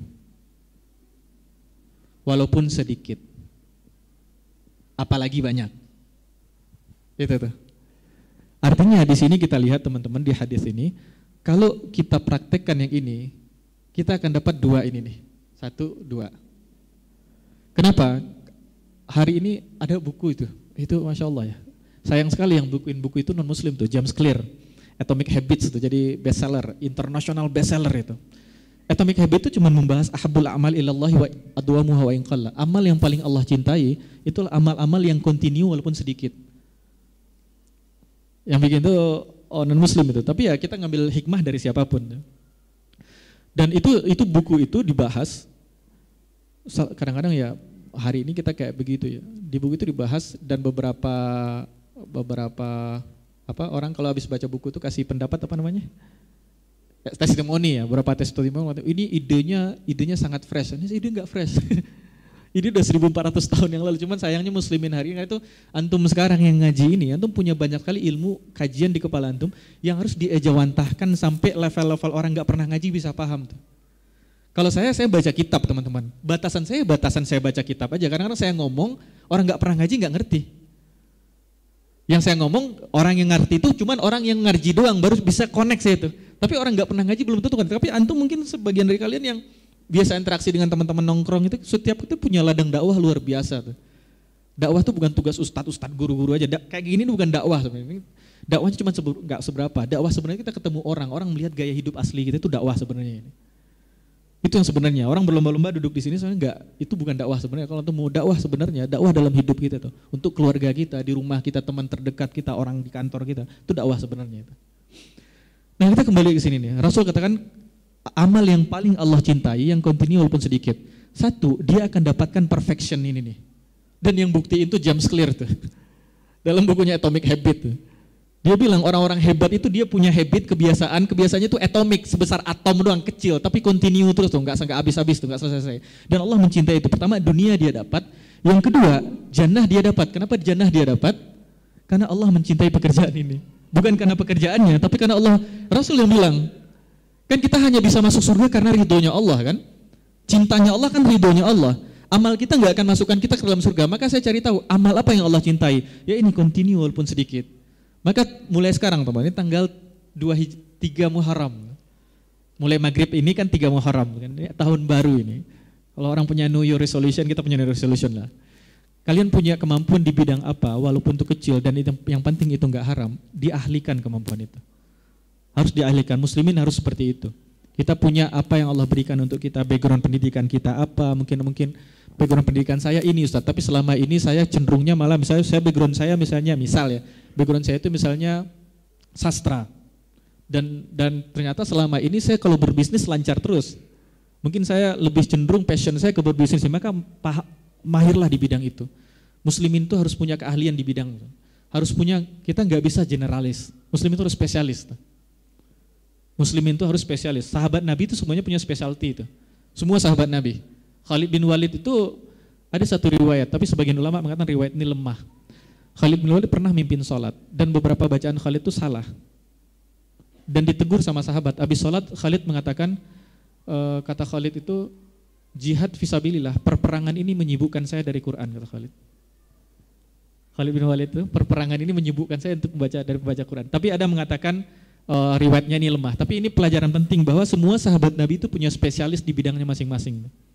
Di bidangnya masing-masing. Dan Umar mengatakan, ini kalimat Umar nih. Inni la ara ar-rajula fayu'jibuni fa idza sa'altu anhu faqila la hirfata lahu saqata min aini. Kata Umar, sesungguhnya aku ketika melihat seorang anak muda dan anak muda itu membuatku takjub dengan tongkrongannya, maka aku bertanya, apakah dia punya hirfah, apakah dia punya specialty, punya kespesialan sendiri, punya keahlian khusus? Faqila la, jika dikatakan tidak, saqata min aini. Kalau dikatakan dia enggak punya hirfah, langsung gugur di mata saya. Berarti muslimin itu kita boleh generalis boleh, tapi kita harus punya bidang spesial di bidang masing-masing ahli kita lakukan.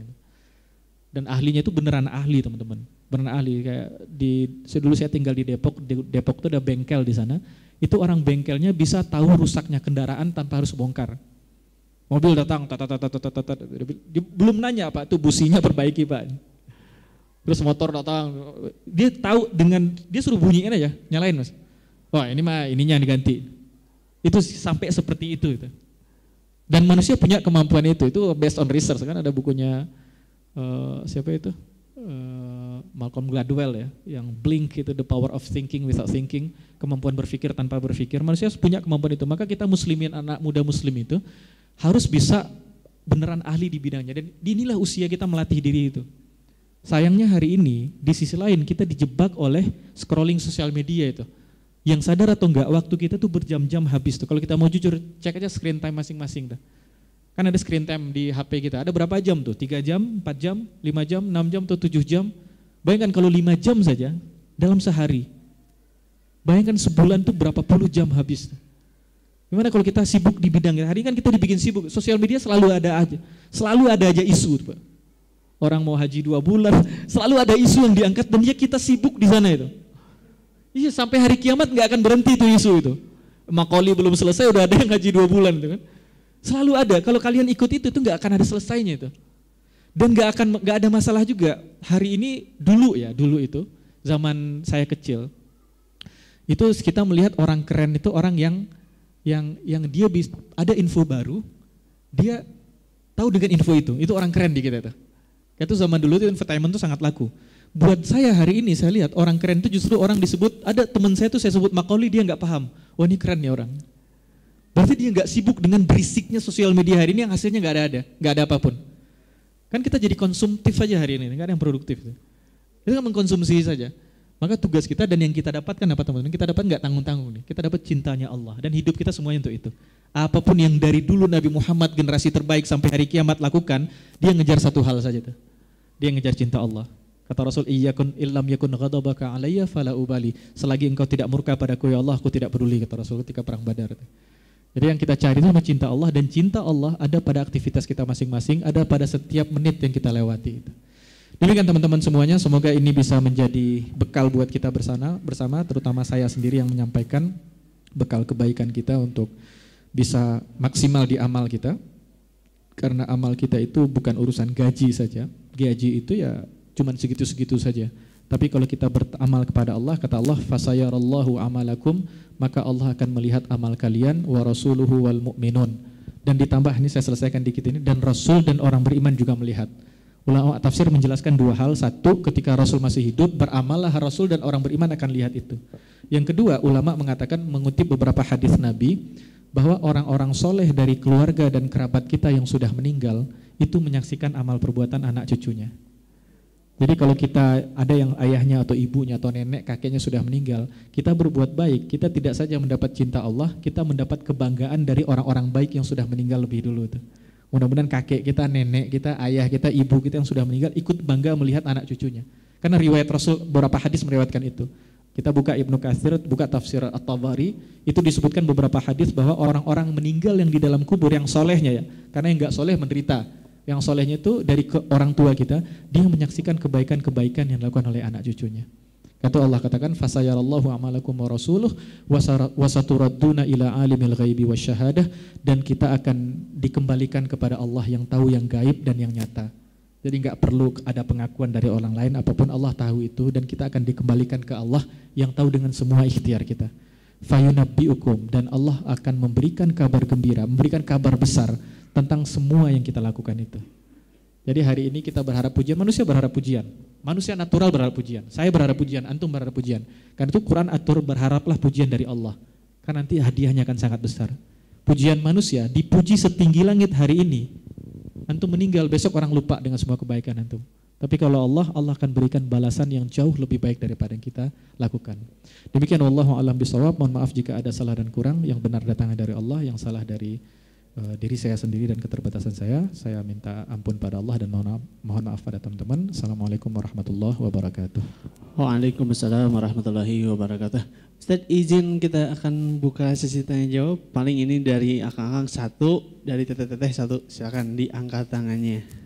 1, 2. Oke, sip. Oke, jadi silakan ya diperkenalkan namanya, alamat, langsung bertanya. Oke. Bismillahirrahmanirrahim.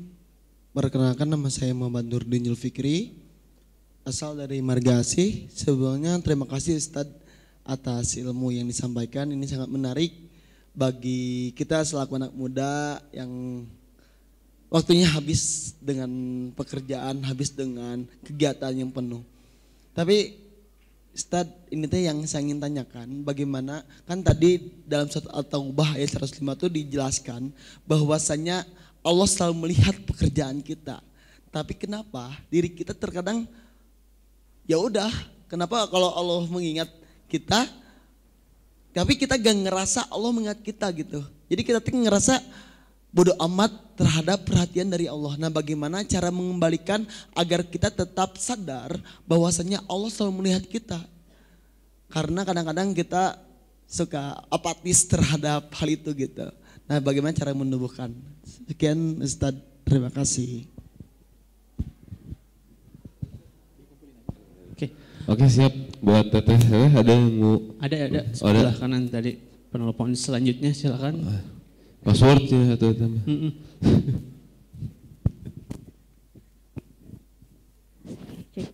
Bismillahirrahmanirrahim. Assalamualaikum warahmatullahi wabarakatuh.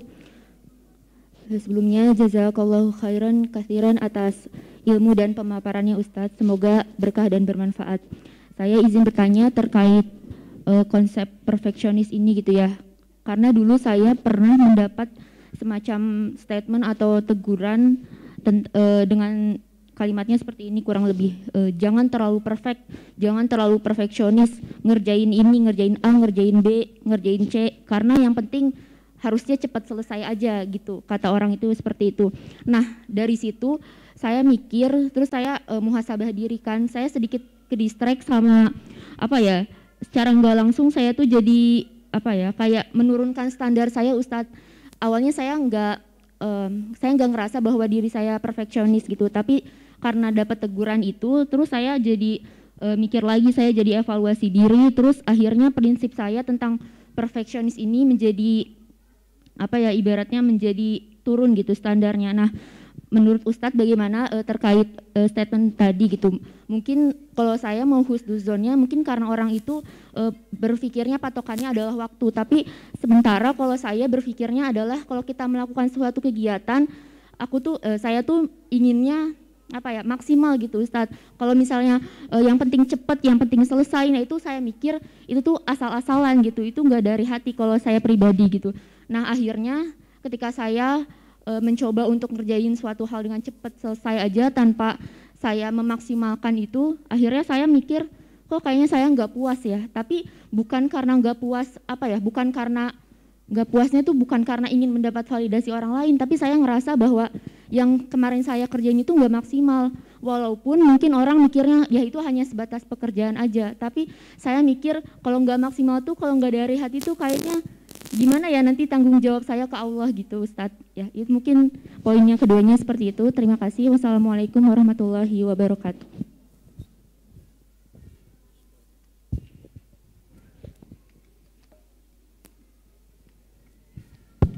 Yang pertama dari Kang Fikri ya.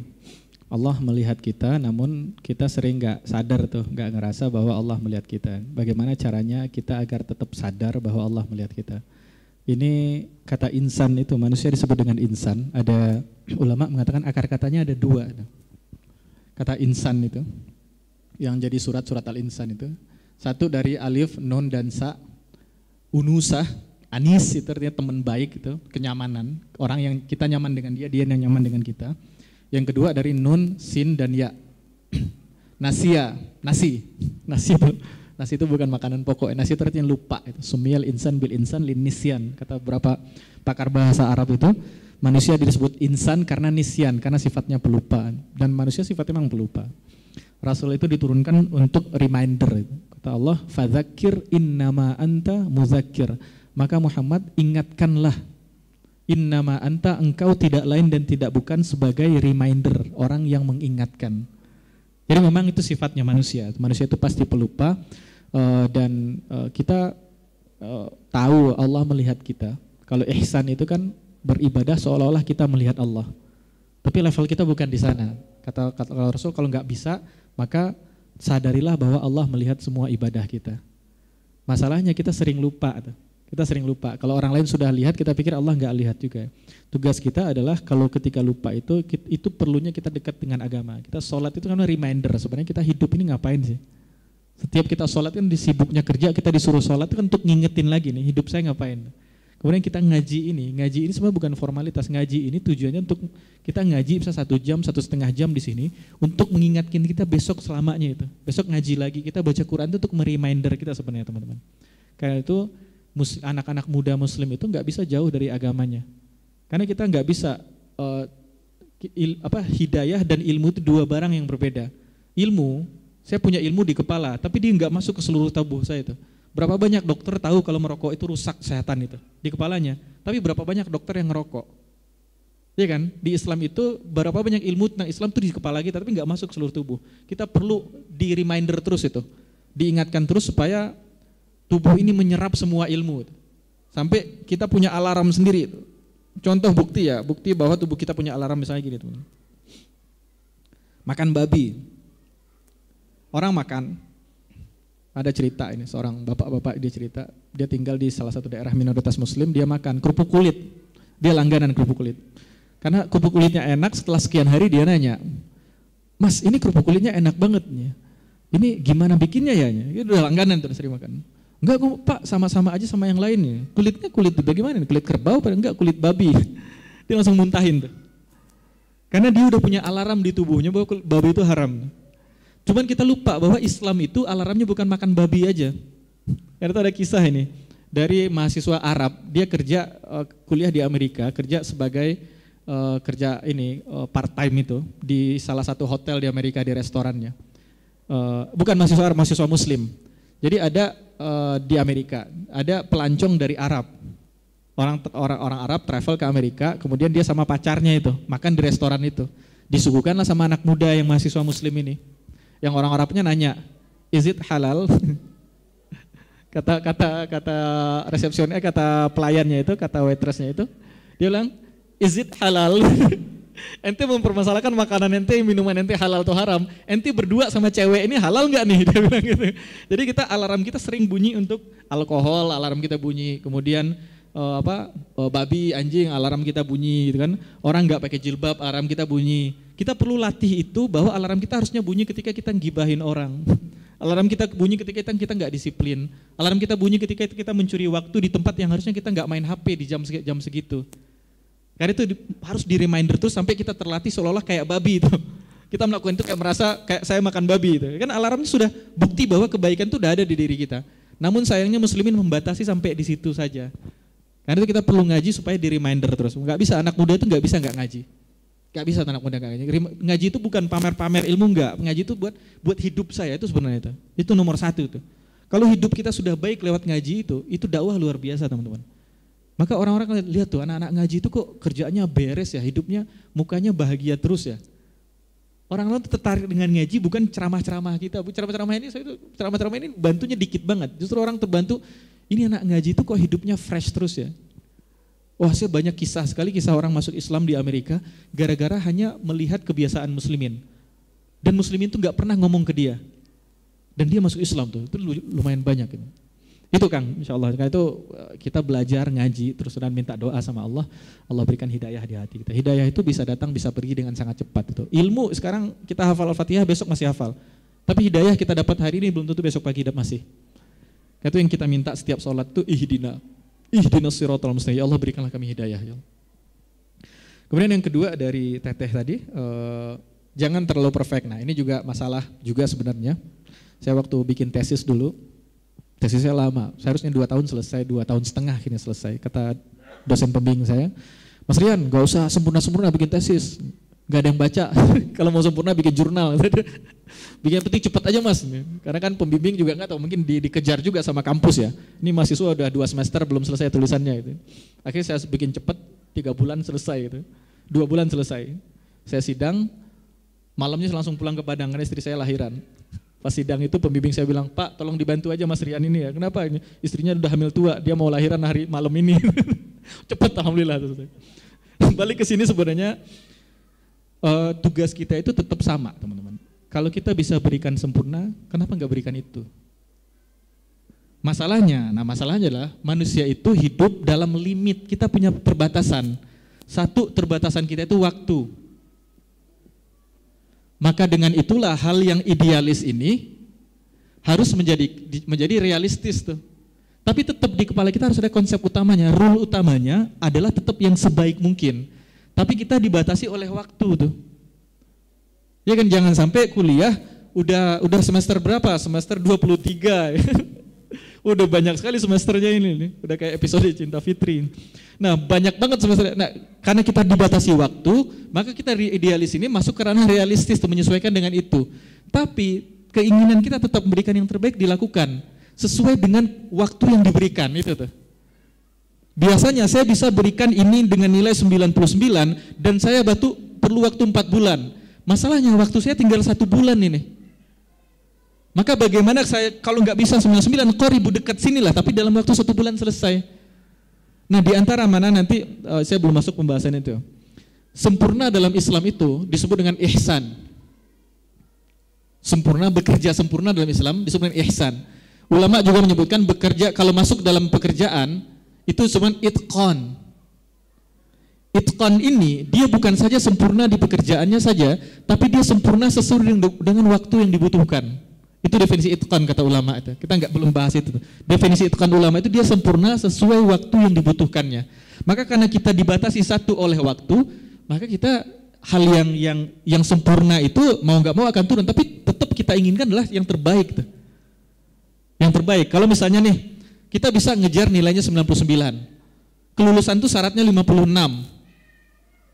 Dan yang penting lulus. Jangan mindset kita 57. Kenapa nggak 89? Kalau bisa lebih dekat ke 99 dengan waktu segitu. Kalau 99 ini saya waktu butuh 4 bulan. Cuman kita ada waktu 1 bulan doang nih. Maka saya nggak bisa ngejar 99. Kalau gitu jangan 57. 57 ini udah lulus misalnya. Kenapa nggak 89? Atau kenapa nggak 95? Dengan waktu 1 bulan ini. Jadi tetap berikan yang terbaik sesuai dengan waktu. Karena itu perlu kecerdasan itu dengan waktu yang terbatas. Satu waktu. Yang kedua kita juga dibatasi oleh, ini kalau saya sebutnya kita harus berlaku adil itu. Ini riwayat dari sahabat Nabi Abu Darda. Istrinya Abu Darda ini sahabat soleh nih. Sahabat yang kerjanya qiyamul lail terus, salat terus, puasa terus, macam-macam ibadahnya itu. Sampai saking ibadahnya, saking rajin, istrinya komplain. Maka istrinya ngomong ke Salman Al-Farisi. Abu Darda dan Salman Al-Farisi ini teman deket nih. Maka karena biasa kan istri ngomel ke suami, ada yang udah nikah sini? Berapa banyak di antara antum istri ngomel masuk telinga kanan, keluar telinga kanan lagi. Dia bahkan nggak lewat ke telinga kiri itu. Kalau keluar telinga kiri masih lumayan lewat kepala. Akhirnya, kalau itu kita ya, istrinya Abu Darda nanya ke Salman Al-Farisi, tolong bilang teman kamu terlalu soleh. Kalau kita berteman kan istrinya ngomen, waduh tolong bilang teman kamu tuh kurang sholat. Kalau ini tuh terlalu soleh, ibadah terus. Kata Salman Al-Farisi ke Abu Darda, maka kata Salman Al-Farisi itu bahwa keluargamu punya hak dari dirimu, istrimu punya hak dari dirimu, anakmu punya hak dari dirimu, matamu punya hak, kepalamu punya hak, tubuhmu punya hak. Kemudian kata Abu Darda, fa'ti kulladzi haqqin haqqahu, maka berikanlah semua yang punya hak itu haknya. Artinya dalam mengejar kita untuk perfect ini, jangan sampai kita zolim nih. Zolim kepada siapa? Pertama, jangan sampai zolim pada diri sendiri. Kerja, tipes, itu zolim tuh. Kerja tapi lihat juga fisik kita semampunya seperti apa. Islam tuh balance, seimbang ya. Kita disuruh mengejar kesempurnaan, tapi kita juga lihat juga kemampuan kita seperti apa. Jangan sampai kita jatuh karena zolim. Kita kerja, karir kita lupa ada ibu di kampung yang rindu dengan anaknya itu. Gak pernah anaknya pulang, padahal dekat, ibunya Cimahi, anaknya Bandung. Ada hak orang tua kita di sana, ada hak ayah kita di sana. Kalau sudah berkeluarga, ada hak istri kita di sana, ada hak anak-anak kita di sana. Itu kita perlu berlaku adil. Maka mengkaji Islam, yang saya kajikan ini teman-teman, yang saya bahas ini, kalau dia ibarat puzzle, ini semuanya nih puzzle. Yang saya bahas itu baru bingkai puzzle yang sebelah sini doang. Ada puzzle bingkai besar yang besar dalam Islam. Sebab jangan sampai nanti muslimin bekerja dan karena dia pengen perfect, dia lupa dengan keluarganya. Tuh ngaji itu jangan, gak ada orang 2 jam ngaji itu kemudian selesai, enggak. Ngaji itu continue terus-terusan ngaji itu. Kita berislam itu, Islam itu dimulai dengan iqra itu. Harus terus-terusan baca, sampai mati kita terus belajar itu. Rasul menyuruh itu. Maka ketika pembahasan ini kita pegang satu ini, tapi nanti secara bertahan teman-teman akan belajar juga itu. Jangan sampai nanti kita bekerja, kemudian karena ingin bekerjanya sempurna, kita lupa dengan tugas kita sebagai suami, lupa tugas kita sebagai seorang ayah, atau lupa tugas kita sebagai seorang anak. Ada orang tua tuh dia mungkin lebih mencintai kehadiran kita daripada kiriman kita, transferan kita itu. Itu kadang-kadang kita perlu pulang gitu. Kata Rasul, fa'ati kulladzi haqqin haqqahu, berikanlah kepada orang yang punya hak, siapapun yang punya hak berikanlah haknya mereka. Jadi jangan sampai perfeksionis kita itu membuat kita tidak berlaku zalim. Insyaallah ini pertanyaannya sangat melengkapi sebenarnya. Kemudian terakhir, kalau saya bekerja kemudian gak maksimal, nah ini juga penting nih. Kita kerja kemudian rasanya gak maksimal, kepikiran terus sama pekerjaan itu kan. Kok gak maksimal saja kemarin bisa. Ini dalam hadis disebut dengan sifat namanya al-hazan. Al-hazan, ada doa yang kita berlindung kepada Allah dari 2 sifat itu. Yang pertama al-hammu, yang kedua al-hazan. Ini nih, Allahumma inni a'udzubika minal hammi wal hazan. Dua-duanya artinya sedih dan takut. Kalau alham itu sedih untuk hal yang belum terjadi. Dia belum terjadi udah takut duluan. Sekarang orang sebutnya overthinking itu, OT. Ya kan OVT ya, overthinking ya. Ini kan belum kejadian, dia udah takut duluan. Ujian kapan? Ujian masih 4 bulan lagi, stresnya dari sekarang. Enggak, kalau mau stres malah mau ujian aja. Kan kasihan kan 4 bulan lagi happiness antum sudah diambil sama ujian yang masih lama nih. Kebagian sudah direnggut oleh hal yang mau kejadiannya 4 bulan lagi gitu kan. Itu alham namanya itu. Dan kita berdoa kepada Allah berlindung dari alham ini. Allahumma inni a'udzubika minal hammi. Ada yang kedua al-hazan. Al-hazan ini sedih untuk hal yang sudah terjadi. Dan dua-duanya itu jelek. Kita pernah berbuat salah dulu, berbuat dosa dulu, bekerja enggak maksimal dan seterusnya. Kemudian kita larut dalam kesedihan, itu enggak baik. Kalau kita tahu salah kemudian minta ampun sama Allah, Allah Maha Pengampun, Allah katakan taubat minta ampun selesai kata Allah. Itu Allah ampuni, sekarang move on. Move on, karena itu obatnya itu ada surat Al-Insyirah itu fa idza faraghta fansab. Kalau kamu sudah selesai melakukan satu hal, ini mentalitas muslimin kalau kerja juga itu. Faragh itu katanya farig. Farig itu artinya gelas ini. Kalau farig enggak ada satu tetes pun di gelas ini. Kata muslimin kalau mengerjakan sesuatu itu kalau sampai rampung selesai sampai nggak ada satu tetes pun di gelas ini, kayak tukang pangkas tadi itu. Nggak ada tuh, ini tinggal seperempat kita tinggalin Pak, besok saya kerjain ya. Nggak ada itu. Dia selesai semuanya, itu farak tuh. Kalau sudah selesai rampung semuanya, fansab, maka padatkan kesibukanmu dengan kegiatan berikutnya. Kalau enggak, kenapa? Kita akan direnggut hidup kita oleh ketakutan akan masa depan yang belum jelas atau masa lalu yang mustahil diperbaiki. Maka kita harus hidup sekarang gitu. Saya suka kalimat di kutipan di novel itu, yesterday is history, tomorrow is mystery, and today is a gift, and that's why it is called prison. Kemarin itu histori, sejarah, gak ada yang bisa kita rubah. Mau teriak jungkir balik pun gak akan berubah satupun. Kita gak bisa urus itu. Tomorrow is mystery, besok itu misteri. Kita gak tahu apa yang terjadi besok. Jangan takut, saya bilang ke teman-teman, jangan kamu cemaskan hal yang akan terjadi 4 tahun lagi. Ada yang lebih mengerikan dari itu. Siapa yang menjamin kamu besok masih hidup? Harus kita lebih cemas dengan itu. Gak ada yang jamin kita besok masih hidup. Jadi tomorrow itu misteri, masih misteri kita gak tahu tuh. And today is a gift. Hari ini adalah gift, pemberian. And that's why it is called prison. Karena itulah itu dengan present. Present itu hanya gift. Present tense itu kalau teman-teman belajar bahasa Inggris kan present itu pemberian soalnya. Kata ya kita berikan yang terbaik yang ada hari ini. Muslimin diajarkan berdoa dari kesedihan yang berlarut-larut dari masa lalu yang gak bisa kita rubah atau ketakutan dari masa depan yang belum jelas seperti apa. Tugas kita lah nikmati aja jam sekarang ini nih, hari ini. Kerjaan apa yang kita bisa lakukan dan maksimal saat ini kerjakan. Gak usah dicemaskan berikutnya, masa depan itu Allah yang pegang. Masa lalu kalau itu salah, Allah Maha Pengampun. Allah Maha Penerima Taubat. Ayat yang kita bahas tadi di surat At-Taubah 105, itu Allah bicara tentang orang-orang yang melakukan dosa-dosa, dia mencampurkan amal baiknya dengan amal buruknya. Salah satu taubat yang biasa dilakukan adalah setelah bertaubat disuruh berkarya langsung. I'malu. Jadi bukti seseorang bertaubat adalah dia tidak larut dengan nangis terus. Ya dia bertobat, nangisi salahnya, tapi setelah itu dia langsung bekerja, move on dan bikin karya, bikin kebaikan apapun. Apapun kebaikan yang bisa kita lakukan. Kebaikan kepada orang tua, kebaikan kepada Allah, kebaikan kepada tetangga, kebaikan di tempat kita kerja, kebaikan kepada adik kita, kebaikan pada teman kita, banyak kebaikan kita bisa lakukan. Dan semoga itu mengantarkan kita kepada taubat yang sesungguhnya, Allah ridhoi kita, Allah selamatkan kita di dunia dan di akhirat.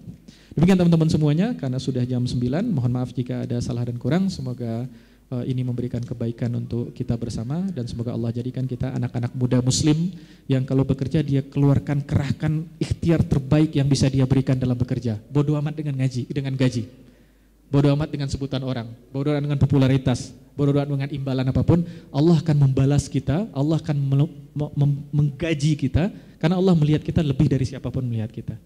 Semoga Allah kita jadikan muslimin dengan mindset seperti itu dan semoga itu mendatangkan cintanya Allah untuk kita di dunia dan akhirat. Wallahu a'lam bishawab. Assalamualaikum warahmatullahi wabarakatuh. Waalaikumsalam warahmatullahi wabarakatuh. Syukran jazakallah khair kepada Ustaz Bidan Kadir. Kami haturkan untuk kembali ke mihrab. Syukran Ustaz. Oke, Masya Allah Gi, ini Masya Allah, pokoknya kalau misalnya ini diterapin ke kehidupan kita dan atau sama semua orang tuh, muslimin tuh benar-benar udahlah melejit. Anak muda tuh nggak ada waktu gabut, nggak ada waktu makoli itu. Pokoknya yang apa? Ini tuh berarti menandakan kita harus perfect untuk menimba ilmu. Harus produktif juga gitu ya. Kalau ada waktu kosong langsung cepet-cepet diisi dengan waktu yang produktif. Itu dia benar-benar. Oke deh, kalau gitu alhamdulillah teman-teman, semoga dengan berduduknya kita di sini menjadi bukti bahwa kita mengisi waktu kita dengan produktivitas gitu ya. Betul. Dan mencoba menjadi perfect di bidang keilmuan. Itu dia. Ya. Udah kalau begitu, marilah kita bersama-sama menutup majelis ilmu pada malam hari ini dengan membaca hamdalah sekali, istighfar 3 kali dan juga doa-doa. Alhamdulillahirabbil alamin, astaghfirullahalazim, astaghfirullahalazim, astaghfirullahalazim. Subhanakallahumma wa bihamdika asyhadu an la ilaha illa anta astaghfiruka wa atubu ilaik. Rabbi zidna ilman warzuqna fahman wa amalan mutakabbalan. Rabbi ighfirli wa liwalidayya warhamhuma kama rabbayani shighara. Rabbana atina fid dunya hasanah wa fil akhirati hasanah wa qina adzabannar. Amin. Kita tutup. Saya Riki Abdullah pamit undur diri. Saya Gia pamit undur diri. Mohon maaf bila ada salah-salah kata. Wabillahi taufiq wal hidayah. Wassalamualaikum warahmatullahi wabarakatuh.